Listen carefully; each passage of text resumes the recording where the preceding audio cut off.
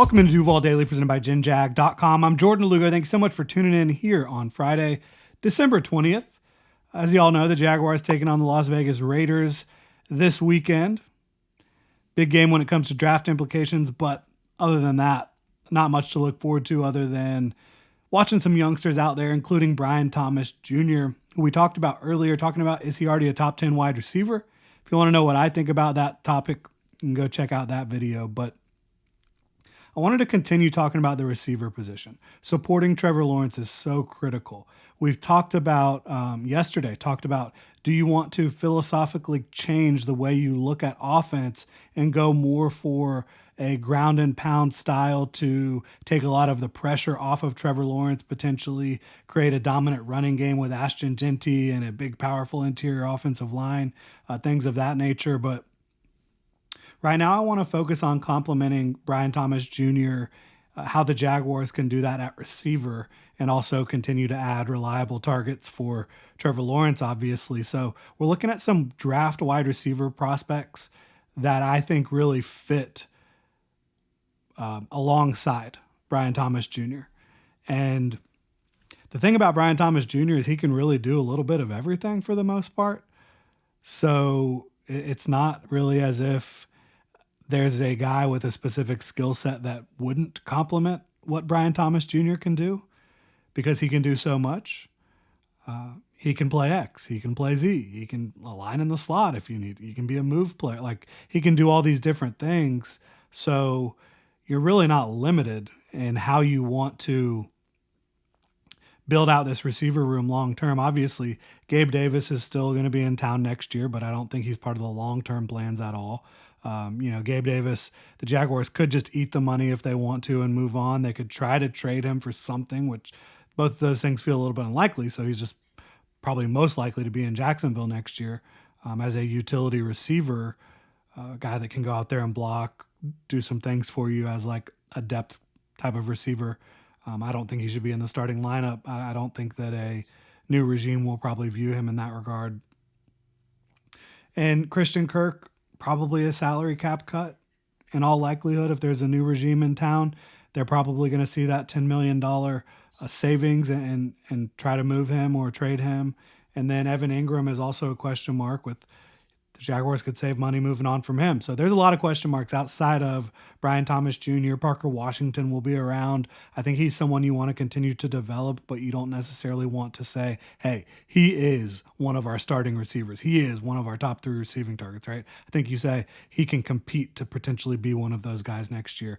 But without further ado, looking at some of these wide receiver fits, which really ends up just being wide receivers I like best for the Jaguars potentially.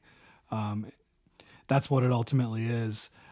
Because again, I don't think that Brian Thomas Jr. has the limitations where you have to say, because this is the style of play that Brian Thomas Jr. is, we have to go get this style. It's not really like that. So Travis Hunter, obviously at the top of the draft, the top 3 guys, which, it's Travis Hunter, Tedero McMillan, aka T-Mac, Luther Burden. I like all their games. They're all different. I think Travis Hunter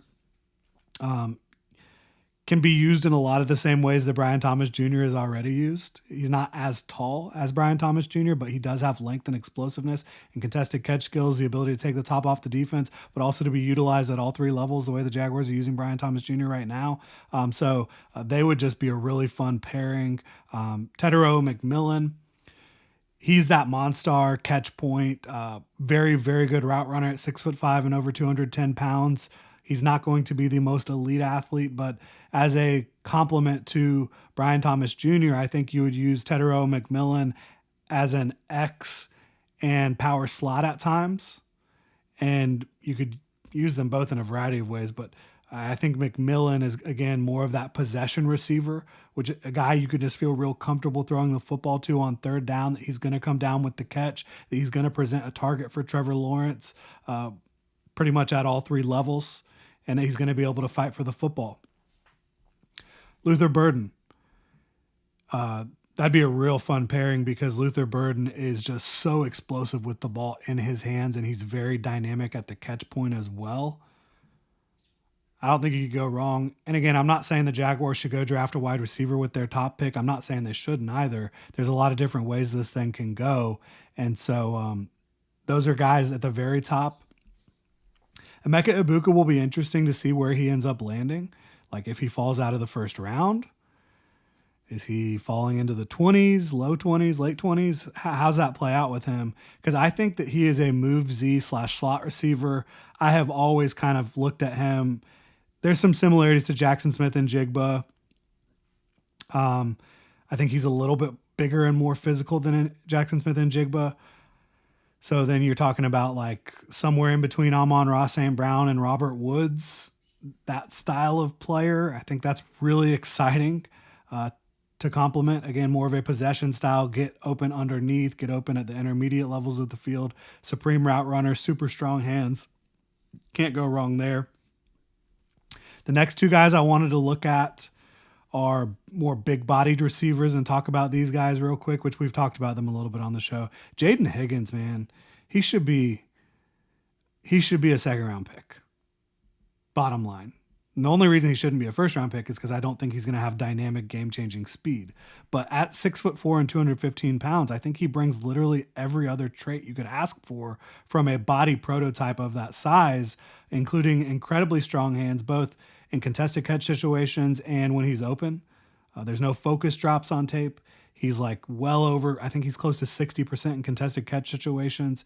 He's powerful. He's a good route runner, both in his ability to create separation with subtle leans, elbows, forearms, and then also to just plant and go in the other direction on out-breaking routes, on in-breaking routes. He's a really, really good football player. Maybe not ever going to be like the best yak type of guy. Like if you're going for a pure yak receiver, you're talking about Luther Burden, right? Travis Hunter. But Jaden Higgins, I think as a possession receiver opposite who can play X and power slot, that would be a great compliment. I think Jack Besh is in a similar mold. Not as proven. I don't think not as nuanced as a route runner either as a Jaden Higgins. He's also not quite as tall. He's 6'2", 215 pounds, but he is very physical. He has reliable hands as well. Catch point skills, can go up and get it with physicality and body control. I think that there is a little bit of a subtlety in the way he moves as a route runner as well. I think releasing off the line is a bit of an issue right now. So I would kind of look at him, if he came in immediately, looking at him as more of like a power slot and move player that can develop potentially into an X, win at the line of scrimmage a little bit better. There's a little bit of a hitch in his release. So continue to develop. But Jack Bash out of TCU is an exciting prospect for sure. Matthew Golden out of Texas, not the biggest Texas name at wide receiver. Isaiah Bond is. And Isaiah Bond, if the Jaguars were able to get him in the second round, I wouldn't be upset about it one bit because he is a dynamic athlete, route runner. I think he has very good catch point skills and good hands and all that. There's just been dealing with the ankle injury at Texas this year. He's moved around. He hasn't really found his footing at an extremely high level in the college space yet, but I think there's potential for him to be really special at the NFL. But Matthew Golden, who doesn't get as much attention, transferred to Texas from Houston this year. He's about 6 foot, a little under 200 pounds, but I do think, you say a little under 200 pounds, you think maybe he doesn't have very much mass on his frame. I think he has good functional strength. I think he has decent size. I think that he's a good athlete. Not like an elite athlete, but also not an average athlete. I think he's a good athlete at the receiver position. He has great extension skills to go up and get the football, high point the ball. I think that he's very nuanced and sudden in his movements as a route runner as well. I think you would have him, if you were complimenting Brian Thomas Jr. with him, he would be more of the Z/slot type as well. Move him around the formation, and you can still utilize Brian Thomas Jr. in a lot of different ways if you're doing that as well. And I think Daniel Jackson out of Minnesota, similar situation to a Matthew Golden. Not the same player. I think Daniel Jackson might have a little bit more twitch to his athletic profile, but similar size, similar usage, I would say, at the next level. Two guys that would be move Z/slot receivers. And then my final two guys who I'm really fired up about, probably utilized in the same position at the next level, but two very different football players. And that's Xavier Restrepo and Tez Johnson. Xavier Restrepo out of Miami, not going to be a great athlete, maybe not even like a really good athlete, but he is so tough, so physical. His focus on being able to catch the football in all sorts of different contested situations and just attacking the ball in the air, figuring out ways to get the job done.